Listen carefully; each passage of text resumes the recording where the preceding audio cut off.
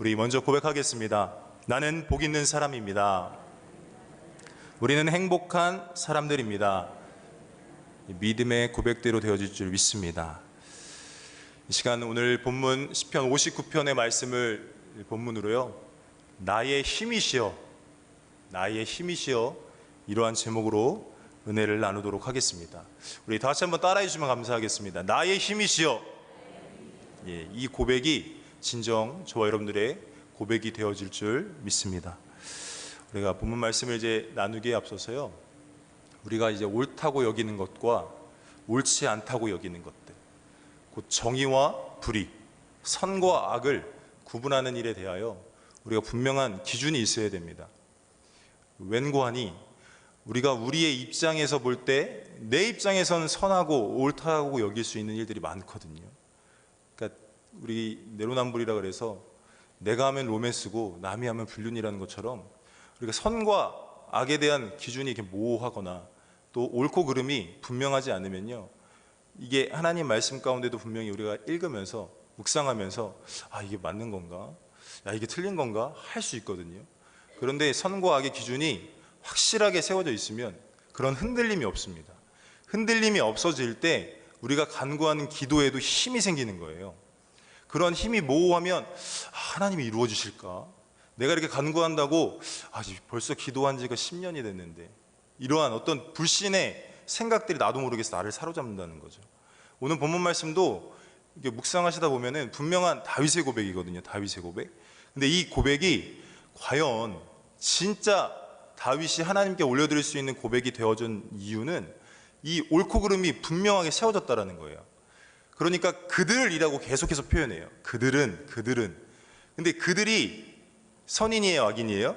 악인이라는 거예요. 근데 우리가 생각해 볼 때 나를 따르지 않는다고 다 악한 건가요? 그리고 그들이 지금 이 본문 배경을 살펴보면은 이 제목에 보면 사울이 사람을 보내어 다윗을 죽이려고 그 집을 지킨 때에 라고 있어요. 그러면 사울이 악인일 것이고 그의 명령을 따라 움직이는 자도 동일하게 악인일까요? 많은 것을 한번 생각을 해봐야 된다는 거예요. 나를 지지하지 않는다고 해서 다 악인은 아니고요, 나를 반대한다고 해서 다 악인은 아니거든요. 그러나 나라는 존재가 올바로 세워져 있다는 그 기준이 확실히 세워지니까 다윗은 나를 대적하는 것조차도 다 악인이라고 선포할 수 있다는 거죠. 저와 여러분들이, 그러니까 우리가 좌우 정치적으로 색깔이 많지 않습니까? 그러한 모든 색깔들도 자기 입장에서 보면 옳다고 여겨지는데 남이 볼 때는 그러다라는 거예요. 그러나 오늘 성경 본문 말씀 가운데 이 다윗이 당당하게 내가 옳은 자리에 있고 내가 선의 자리에 있고 내가 정의의 자리에 있다라고 당당하게 선포할 수 있고, 우리가 아까 읽었던 말씀 가운데 나의 잘못으로 말씀이 아니래요. 3절에 보니까. 그리고 나의 죄로 말씀도 아니고 4절에 나의 허물이 없으나, 그러니까 자신이 그렇게 당당하게 이야기할 수 있었던 유일한 기준은 하나님의 말씀이었던 겁니다. 하나님의 말씀이 기준되어져서 모든 상황들이 다가오니까 본인이 옳다 여길 수 있는 것이고, 그가 교만한 게 아니에요.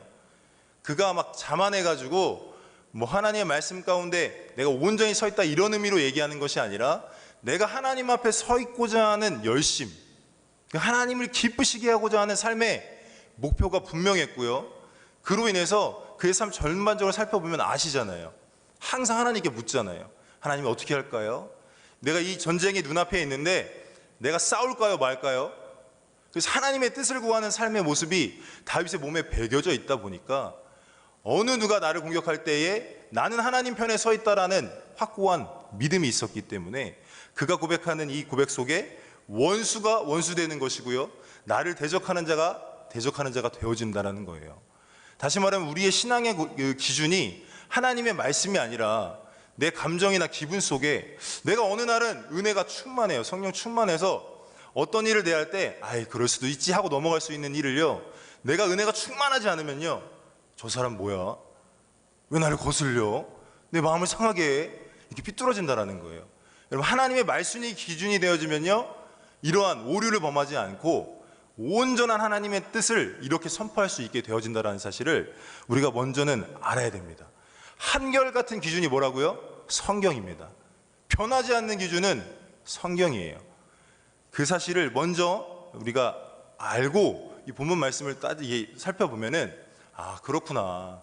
우리가 우리의 인생 가운데도 동일한 거구나 라는 것을 깨달을 수 있으실 겁니다. 여러분 잘 한번 생각해 보세요. 식인종의 입장에서 인간을 잡아먹는 게 잘못된 거예요? 아니면 옳은 거예요?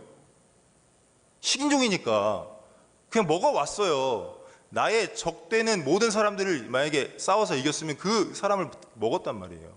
근데 우리가 법을 들이대면서 그 사람들한테 가서 당신 잘못된 거야 했을 때 그 사람들 받아들일 수 있나요? 없어요. 우리의 기준은, 우리의 정의의 기준, 선과 악의 기준은 오직 하나님의 말씀이 되어져야 된다는 사실 깨달으시길 주님의 이름으로 축복합니다. 그렇기 때문에 나의 힘이시여라는 고백이 나오는 겁니다.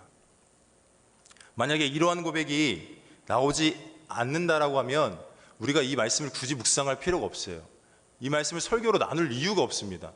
그런데 어떻게 다윗이 오늘 본문 말씀 속에서 우리의 제목으로 삼은 것처럼 나의 힘이시여라고 고백을 할 수 있었을까를 지금부터 한번 살펴보도록 하겠습니다.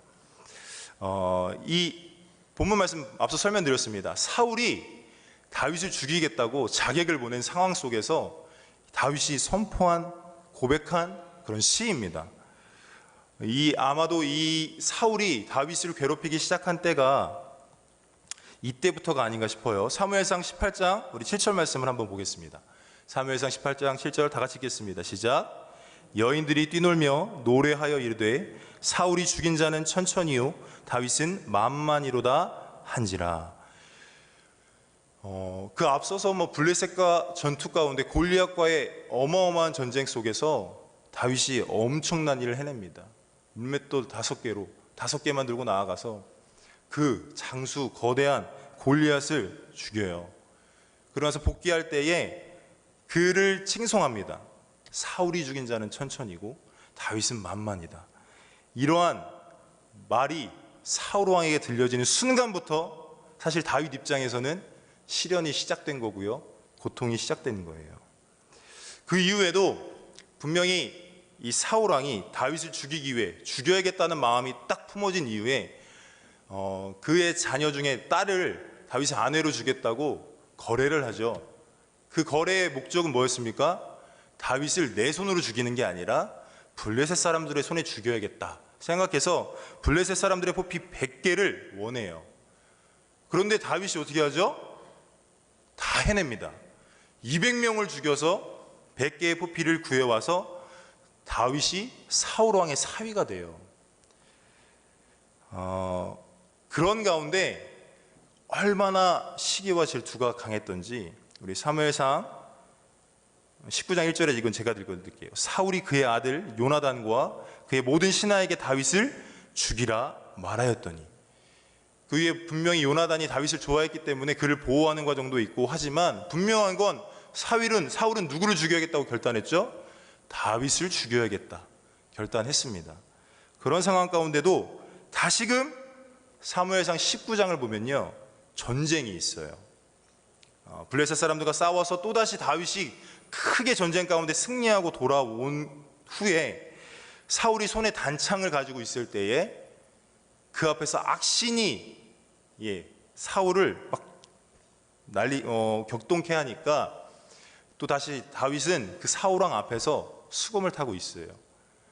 그런 가운데 사무엘상 19장 10절 제가 읽어드릴게요. 이거는 사울이 단창으로 다윗을 벽에 박으려 하였으나 그는 사울의 앞을 피하고 사울의 창은 벽에 박힌지라 다윗이 그 밤에 도피하매. 그러고 나서 다 같이 읽어야 될 말씀인데요, 사무엘상 19장 11절로 12절 말씀을 우리가 다 같이 한번 읽어보도록 하겠습니다. 시작. 사울이 전령들을 다윗의 집에 보내어 그를 지키다가 아침에 그를 죽이게 하려 한지라. 다윗의 아내 미갈이 다윗에게 말하여 이르되 당신이 이 밤에 당신의 생명을 구하지 아니하면 내일에는 죽임을 당하리라 하고 미갈이 다윗을 창에서 달아내리매 그가 피하여 도망하니라. 이때부터 이제 다윗의 도피 생활이 시작돼요. 그러니까 다윗을 죽이겠다고 다시 말하면 자객을 보내서 죽이려 하는 그때에 이 시편 59편이 쓰여진 것입니다. 이 시편 59편을 정확하게 이해하기 위해서는요, 사무엘상 18장부터 20장의 말씀을 한번 전체적으로 읽어보시면 이게 이런 상황 속에서 고백한 내용이구나 라는 것을 알 수가 있습니다. 이 주제를 간단하게 한번 살펴보면 이와 같아요. 고난 가운데 찬양. 그리고 이 시편 말씀을 보면은 이 병렬 구조로 되어 있거든요. 이 병렬 구조로 되었다는 건 뭐냐면 똑같은 내용이 1절부터 9절까지 나와 있고 그 다음 10절부터 17절까지 똑같은 구조로 나와 있다는 겁니다. 그래서 간구가 있고요, 탄식이 있고 하나님을 신뢰한다는 신뢰의 고백이 나와 있습니다. 그런데 제가 오늘 말씀을 통해서 한번 살펴보고자 하는 것이 무엇이냐면요, 우리 9절 말씀 한번 다 같이 읽겠습니다. 본문 9절 시작. 하나님은 나의 요새이시니 그의 힘으로 말미암아 내가 주를 바라리이다. 아멘. 여기서 고백하는 그의 힘으로 말미암아라는 고백이요, 우리 잘 아는 성경 밑에 보면은 가로 2 해가지고 70인역과 월기역에는 내 힘이시여 라고 고백이 되어 있어요. 그러니까 9절 말씀과 17절 제가 읽어드리면요, 나의 힘이시여 내가 주께 찬송하오리니 하나님은 나의 요새이시며 나를 긍휼히 여기시는 하나님이시나이다 라고 고백하고 있거든요. 다시 말하면 내 힘이시여, 나의 힘이시여, 다시금 동일하게 다윗이 고백을 하고 있다는 겁니다. 여러분, 이 힘이라는 단어가 이 원어적으로 살펴보니까 역경을 견뎌내는 힘이래요.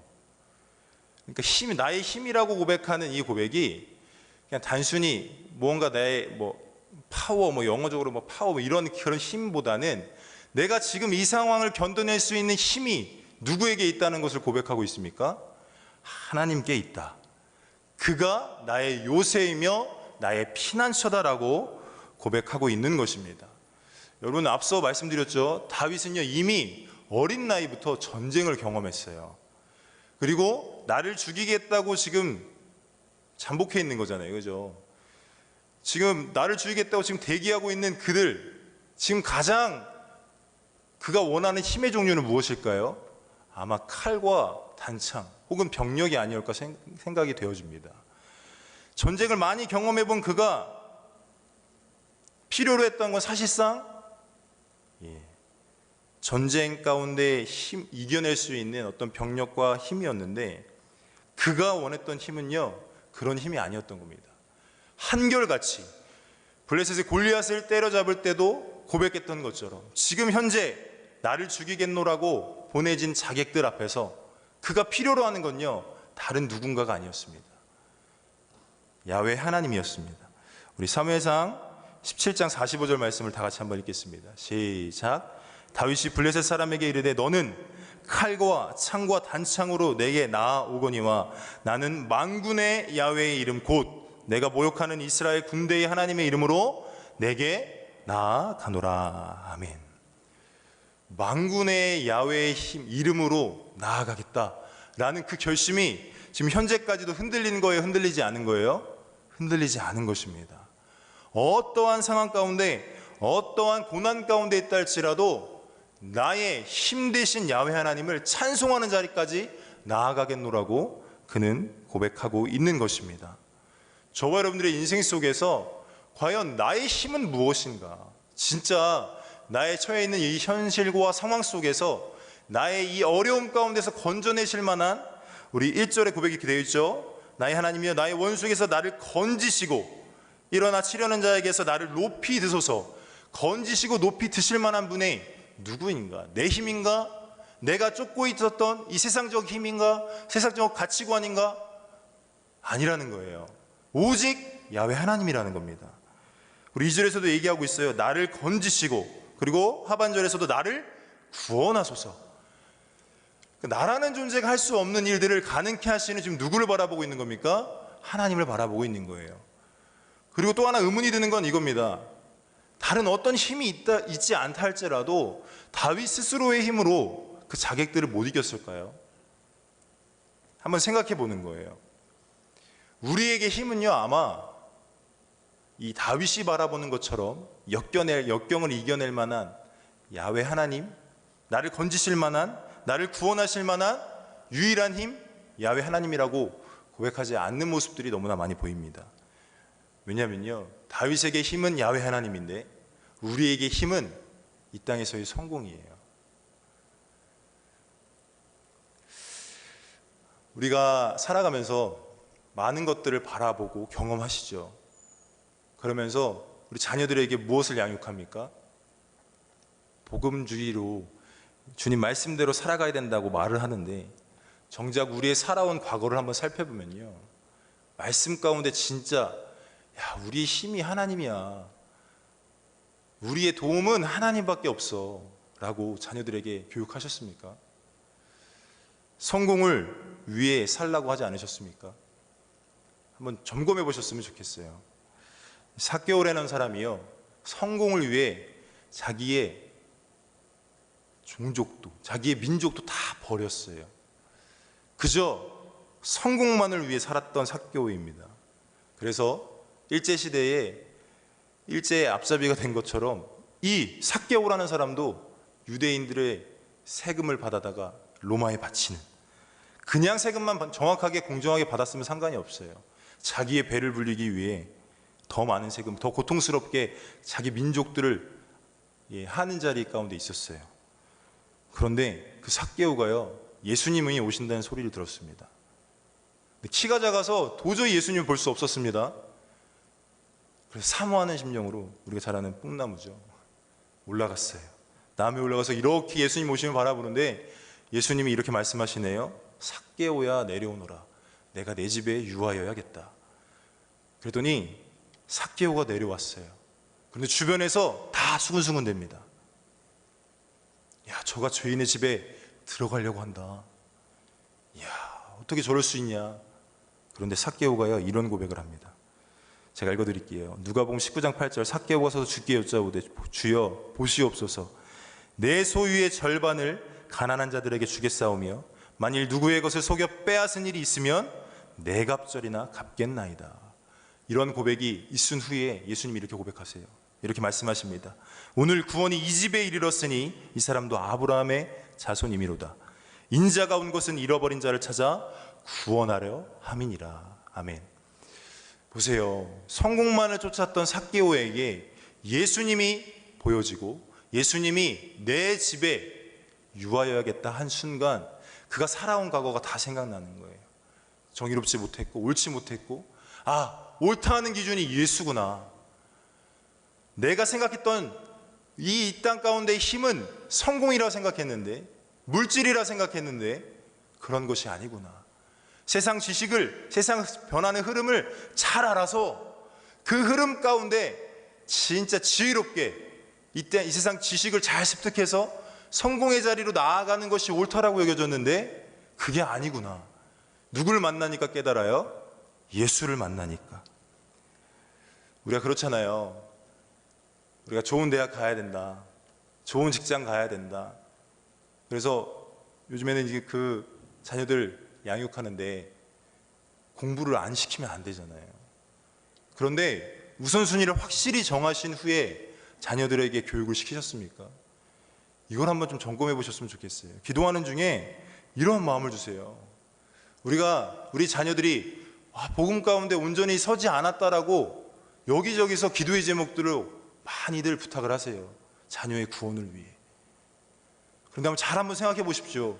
그 자녀의 구원을 위해 내가 진정으로 하나님을 나의 힘으로 여겼던 그런 어떤 성경적 가치관을 자녀에게 물려주셨는지. 주일날 중간고사라고 보충을 간대요. 예배드리고 가면 돼. 여러분, 주일은요 주님의 날입니다. 우리가 원하는 대로, 내가 하고 싶은 대로 하는 날이 아니에요. 이왕이면 주일날 굳이 그거 몇 시간 공부한다고 성적 얼마나 오릅니까? 근데 우리의 가치관 속에 무엇이 있습니까? 세상에서 공부해야 성공해. 그 짬나는 시간에 가서 공부해야지. 여러분, 그렇게 한번 교육해 보셨습니까? 한번 점검하셔야 돼요.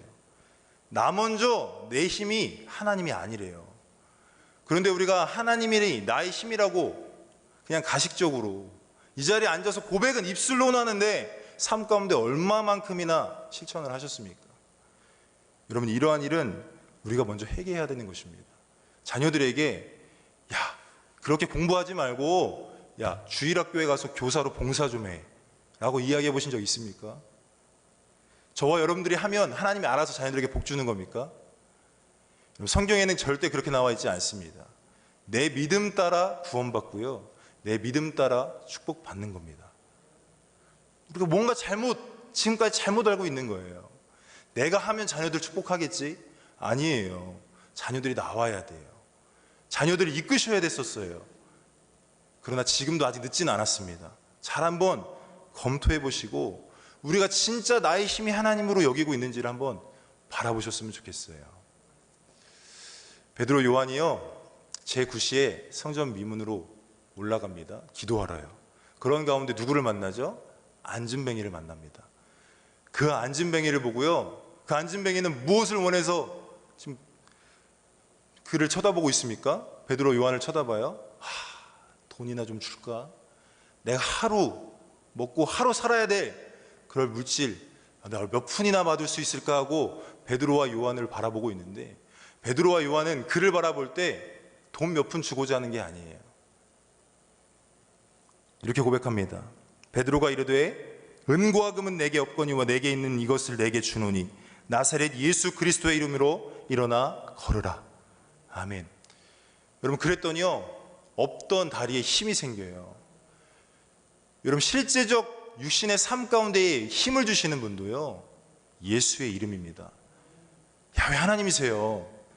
그런데 성경적 지식은 아는데 그게 우리의 삶 가운데 실현되지 않았다면 여러분, 무엇이 옳고 그른지 우리가 올바로 판단해 왔는가를 점검하셔야 된다는 거예요. 하나님의 말씀 중심으로 옳고 그름을 판단하시길 주님의 이름으로 축복합니다. 그 성경이 기준 되셔서 자녀도 양육해야 되고요, 나도 신앙생활을 해야 돼요. 그 기준이 모호해졌기 때문에 흔들렸던 거고 옳고 그름의 자리에 있지 않았었어요. 내가 옳다 여긴 것이 옳은 거로 생각했어요. 그렇다면 다시금 하나님 말씀 속에서 하나님이 힘이야, 그러면 그것이 믿어진다면 그 뜻대로 살아야죠. 그런데 하나님이 힘이야 라고 생각은 하는데 지식은 있는데 삶 속의 전반적인 부분에 깔려있지 않아요. 여러분, 하나님이 일하실 수 있습니까? 없습니다. 저와 여러분들의 안에 무엇이 있어야죠? 예수 이름의 능력이 있어야 됩니다. 하나님의 놀라운 은혜가 부어졌다면 그 말씀이 나를 장악해서 뜻대로 살아야 됩니다. 여러분, 이것까지만 이야기할게요. 원래 본문을 좀 이렇게 주석적으로 다 보려고 했는데 이 부분만 좀 마지막으로 살펴보고 마치도록 하겠습니다. 여러분, 우리가 명예 권세가 다라고 생각하잖아요. 세상의 성공 속에 지식도 있고 물질도 있고 명예 권세도 있어요. 명예 권세에 있었던 모세를 한번 살펴보십시오. 그가 그의 힘으로 자신의 동족들을 한번 구해보고자 했는데요, 그 일을 이루어감에 있어서 올바로 이루어졌습니까? 아니에요. 자신의 힘으로 되어지지 않았어요. 자신의 동족이 애굽 병사들에게 핍박받는 모습을 보니까 못 참아서 그 병사를 죽였습니다. 근데 어떻게 되어지죠? 쫓기는 신세가 되어져요. 그의 힘으로는 할 수 없어요. 그러니까 다윗은 그걸 알았던 거예요. 내 힘으로 할 수 없지. 내 힘으로 충분히 저들 이길 수 있다 판단했다 할지라도 그가 지금 오늘 시편 59편에 고백하는 것은 내 힘이 아니라 하나님의 힘을 구하는 것이었음을 깨달으시길 주님의 이름으로 축복합니다. 40년 동안 광야에서 헤맵니다. 광야에서 목동 생활하고 정말 왕자였던 그가 낮은 위치에 가요. 아무것도 할 수 없다고 여겨진 그때 하나님이 찾아가십니다. 떨기나무 불꽃 가운데서 말도 안 되는 사건들을 보이시며 모세를 부르세요. 네가 나 대신 가서 애굽에 있는 그 백성들을 탈출시켜 주겠니? 그는 고백합니다. 내가 무엇 할 수 있습니까? 보낼 만한 자를 좀 보내십시오. 하나님께서 끝까지 그를 보내시니 모세 개인의 힘이 아니에요. 모세가 할 만한 능력의 범위가 아닙니다. 그러나 하나님이 힘대심이 고백되어지니까 10가지 재앙이 그를 통해서 나타나는 것이고, 홍해가 갈라지고 애굽 군대가 수장되어지고 광야에서 40년간을 먹이시고 입히시고 보호하셨다라는 거예요. 여러분, 나의 힘이 누구십니까? 야훼 하나님이십니다. 그냥 입술의 고백으로 끝나지 마시고 삶 가운데 나의 힘이 되신 하나님이 분명한데 내가 하나님의 뜻 가운데 어떻게 살아야 할까? 한번 우리를 스스로를 점검하시고 깨달으시길 주님의 이름으로 축복합니다. 우리 시편 20편 7절 말씀 다 같이 한번 읽도록 하겠습니다. 시편 20편 7절입니다. 시작. 어떤 사람은 병거, 어떤 사람은 말을 의지하나 우리는 야훼 우리의 하나님의 이름을 자랑하리로다. 시편 146편 3절에서 4절 말씀. 귀인들을 의지하지 말며 도울 힘이 없는 인생도 의지하지 말지니 그의 호흡이 끊어지면 흙으로 돌아가서 그날에 그의 생각이 소멸하리로다. 여러분, 우리의 힘이 무엇이라고 생각하십니까? 이 세상 성공입니까? 세상 지혜입니까? 세상의 물질입니까? 명예입니까? 권세입니까? 야훼 하나님입니다. 다윗은 알았던 겁니다. 자신의 능력 범위 안에서 자신의 힘을 펼치는 게 아니에요. 골리앗을 때려잡았을 그때에도 내 힘이 아니라 만군의 야훼의 이름으로. 오늘 그 고백이 동일하게 5절에 나와 있어요. 제가 읽어드리겠습니다. 주님은 만군의 하나님 야훼 이스라엘의 하나님이시오니 일어나 모든 나라들을 벌하소서. 악을 행하는 모든 자들에게 은혜를 베풀지 마소서. 여러분, 그들을 이야기하면서 계속해서 반복되어져 하는 얘기가 다윗의 힘으로 할 수 없는 일들을 이야기를 하는 거예요. 자신만 건져달라는 그 수준을 넘어서서 하나님의 나라의 그 이름들을 선포해달라고 계속해서 이야기하는 것입니다. 우리 13절 말씀에 보니까 진노하심으로 소멸하시되 없어지기까지 소멸하사 하나님이 야곱 중에서 다스리심을 땅끝까지 알게 하소서. 하나님은 그런 힘을 가지신 분이에요. 저와 여러분들이 깨달으셔야 됩니다. 이 세상 모든 만물을 통치하시는 분, 지식이 아니어야 됩니다. 실제가 되셔야 됩니다. 그럼 삶에 내가 구해야 되는 것은 무엇인지를 여러분 깨달으시길 주님의 이름으로 축복합니다. 우리 마지막으로 우리 16절 17절 말씀만 다 같이 한번 읽고 우리 예배를 마치도록 하겠습니다. 다 같이 읽겠습니다. 시작. 나는 주의 힘을 노래하며 아침에 주의 인자하심을 높이 부르오리니 주는 나의 요새이시며 나의 환난 날의 피난처 시민이이다. 나의 힘이시여 내가 주께 찬송하리오니 하나님은 나의 요새이시며 나를 긍휼히 여기시는 하나님이심이니이다. 아멘. 이 고백이 저와 여러분들의 고백이 되어지길 주님의 이름으로 축복합니다. 그냥 지식이 아니에요. 실질적인 하나님의 살아계심을 오늘 이때 특별 충계 부흥성회 가운데 선포되어질 때 사모함으로 나오시고 또 많은 이들에게 기대하면서 나가자 권면하십시오. 오늘 큰 은혜가 부어질 줄 믿습니다. 여러분, 우리가 이 시간 기도할 때 다른 거 구하지 마세요. 하나님, 내가 하나님을 나의 힘으로 여기며 과연 진정으로 살아왔습니까? 내가 옳다 여겼던 이것들이 진정으로 하나님이 나의 힘 되심을 고백하며 살아왔던 모습들이었습니까? 내가 나를 볼 수 없으니 성령님 나를 좀 비춰주세요. 깨닫게 해주세요. 혹여나 죄악된 모습이 있었다면 회개하십시오. 자녀들을 양육함에 있어서 내가 이 세상의 성공만을 바라보며 자녀들을 양육했는지, 아니면 진정 성공은 야훼 하나님을 의지하는 그 힘을 고백했는지, 여러분 회개하시는 귀한 시간 되어주시길 주님의 이름으로 축복합니다. 잠시 기도하겠습니다. 사랑해 주님, 감사합니다. 나는 연약합니다. 다윗이 고백했던 것처럼 나의 힘이시여, 내 힘이시여, 진정으로 야훼 하나님을 나의 힘으로 여기며 우리가 신앙생활을 해왔는지를 다시금 점검하게 하시니 감사합니다. 책망하는 것이 아니요 회개하고 돌이키길 원하시는 주님 심정이 선포되어진 것은 믿사오니 이 시간 간구할 때에 먼저는 회개하여 죄사함 받고 다시금 성령 충만하여 하나님의 뜻을 이루어내는 복된 삶 살아갈 수 있도록 주여 축복하여 주시옵소서. 감사드리며 우리 구주 예수 그리스도의 이름으로 기도드리옵나이다. 아멘.